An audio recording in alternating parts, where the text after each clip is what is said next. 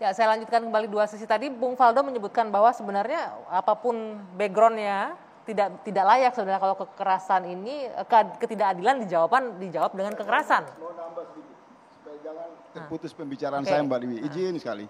Jadi memang harus ada pembanding sehingga negara melihat secara objektif. Ada demo dengan jumlah yang besar jutaan orang itu berlangsung damai. Ya. Karena negara ikut berpartisipasi mengawal proses aspirasi. Nah untuk adik-adik mahasiswa ini memang ada sesuatu yang selama sejarahnya. Dari tahun 60-an, tahun 80-an, tahun 90-an di era kita. Itu negara terlalu sensitif menghadapi mahasiswa. Dan negara melalui juru-juru bicara mereka, alat-alat kekuasaan mereka itu menyampaikan kata-kata, menghamburkan kata-kata yang mencerminkan kebodohan orang-orang yang berkuasa. Kalau dari kacamata misal kata-kata anarki, kita sepakat dulu. Tadi kan Aldo bilang, ini satu kebebasan berekspresi kan. Ini pengakuan individu yang bagus di dalam struktur negara. Faldo mengatakan secara terbuka ini harus ada tinjauan akademis. Kalau dari kacamata akademis pembicaraan saya awal, karena ini peristiwa yang terjadi dalam demo mahasiswa, kita lihat dengan perspektif mahasiswa. Peristiwa ini Mbak Dewi bukan sesuatu yang perlu dibesar-besarkan. Karena video-video yang beredar juga itu kekerasan terhadap mahasiswa sangat banyak dan sangat mengerikan. Menangis saya melihatnya. Sehingga saya bertanya-tanya, kenapa mahasiswa ini dibenturkan dengan polisi dan polisi mau dibenturkan dengan mahasiswa? Kalau Anda melihat siapa sih itu yang... kita menuju ke dalam. Saya mau menggunakan kesimpulan yang dipakai oleh sahabat saya, aktivis 98 yang kebetulan dekat dengan Ibu Megawati. Dia adalah seorang politisi PDIP. Sebelum peristiwa kekerasan terjadi, Masinton Pasaribo secara tegas mengatakan, dalang kegaduhan itu adalah para brutus-brutus yang ada di lingkaran kekuasaan Jokowi. Oke, sebentar, titik dulu. Ini harus Faldo coba jelaskan ini. Dalam negara belum merespon pernyataan partai koalisi. Pak Jokowi, responnya gimana? Ya, sebenarnya kan begini. Ya, hal yang mau kami sampaikan juga, kita berharap bahwa setiap dari kita itu sama-sama menjaga di situasi. Dalam hal ini kita tentu mengapresiasi juga pihak kepolisian yang telah menjaga, memberikan respon dan sebagainya dan juga berhubungan baik juga dengan teman-teman mahasiswa kan. Nah jadi semuanya itu kan sudah disampaikan secara terang benderang sebenarnya. Terang benderang tapi spekulasi itu tidak akan pernah terhenti. Ya kan? Termasuk imajinasi dan imajinasi akan selalu dan itu tidak masalah. Ya kan? Itu tidak masalah. Dalam hal ini kita kan negara demokratis.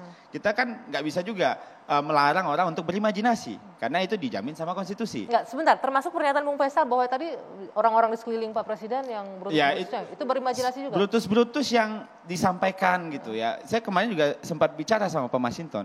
Apa buktinya Pak? Gitu. Apa buktinya bahwa ini adalah orang-orang yang dalam tanda kutip mengganggu dari dalam dan sebagainya. Karena kan Pak Presiden Jokowi ini secara konstitusi dia presiden semua, bukan presiden pendukungnya aja. Ya, dalam bekerjanya Pak Luhut mungkin punya mitra, Pak Bahlil punya mitra, mitranya bicara, boleh kita larang orang bicara? Enggak boleh. Biar jangan salah persepsi. Soal brutus itu sudah sangat tegas di ruang publik. Ada kelompok yang menunggangi kekuasaan Jokowi menciptakan kegaduhan dengan mengusung satu semangat politik untuk melawan konstitusi. Iya kan? Itu kan yang membuat mahasiswa turun ke jalan. Menolak 3 periode. Bapak Presiden kan sudah menyampaikan. Cuma memang kata brutus ini terlalu keras. Tapi menjadi fenomena itu keluar dari partai pengusung Jokowi. Ada apa berarti pertanyaan ini harus kita objektif mengatakan bahwa memang Pak Luhut di situ namanya disebutkan. Oke. Salah satu misalnya. Tapi kan begini Bang, itu kan sudah dijawab sama Bapak Presiden. Saya mau buat relevansi Faldo. Akibat pernyataan-pernyataan kekacauan dalam di ruang publik itu menimbulkan kan anomali kan. Ada proses penunggangan terhadap gerakan mahasiswa. Ada kekacauan dalam demo. Kalau dalam 212 hampir nyaris semua pejabat publik tidak menyampaikan kata-kata yang seperti dilakukan oleh Luhut. Hasilnya demo 212 itu berlangsung damai. Sebentar, Anda jadi beberapa kali, Mas harus potong karena Anda menyebut orang yang tidak ada di sini. Kita tidak bisa memberikan saya merujuk kepada Masinton. Ya, oke. Biasanya Masinton ini kalau dia mengkritik, misal dulu Yusuf Kala saya telepon, Masinton, pernyataan lu pribadi atau partai politik. Oke, Bung Faisal maaf sekali saya harus potong. Tapi karena kalau kita balik lagi saya lihat memang tema saya, pertanyaan saya itu besar. Saya mengundang Anda di sini untuk membantu menjawab ini. Anda bertanya soal dalang kan? Mbak Dwi kan tadi bicara soal dalang. Definisi dalang ini kan multitafsir. Kalau saya ingin menegaskan gini dulu. Supaya jangan pendapat saya dianggap sebagai pihak yang mendukung oposisi. Saya objektif, berada di sisi yang netral. Dalam bahasa netral saya, di awal saya mengatakan, mari kita melihat peristiwa kekerasan dalam penunggangan gerakan mahasiswa dengan pemahaman ilmu akademis. Oke. Tadi saya sudah simpulkan, perjalanan sejarah. Arus massa itu selalu ditunggangi oleh kekerasan. Mau apa didefinisikan? Dan itu Suruh juga polisi tangkap dalangnya, tangkap pelakunya, dan seluruh rakyat mendukung. Bagaimana dengan kasus Ali Armando? Semua sepakat. Kekerasan apapun kita tolak. ya. Tetapi kalau tanya saya, bagaimana ilmu pengetahuan melihat kasus Ali Armando? Saya mengatakan butuh waktu 10 tahun. Kenapa? Harus ada pemahaman yang komprehensif. Ada rekomendasi dari kelompok penelitian di bidang aspek psikologi, di bidang organisasi, di bidang komunikasi politik, di bidang keamanan, di Kita bidang persingkat sosiologis. lah, karena waktu kita saat ini diskusi tidak Diperlukan panjang. 10 tahun.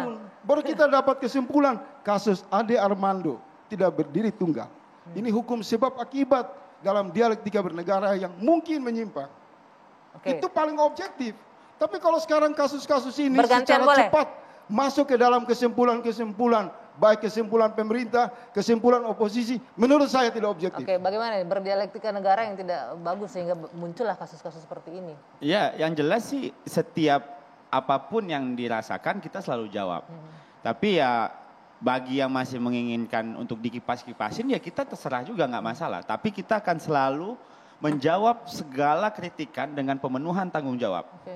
Ya. Dan oleh karena itu sudahlah kita sama-sama menjaga saja. Kita sepakat bahwa kekerasan yang terjadi adalah ancaman untuk kebebasan berekspresi, ancaman untuk kita beropini. Ya kan? Semua imajinasi kita, spekulasi kita ya tidak dilarang di Republik ini. Tapi yang jelas Bapak Presiden sudah bersikap, ya kan?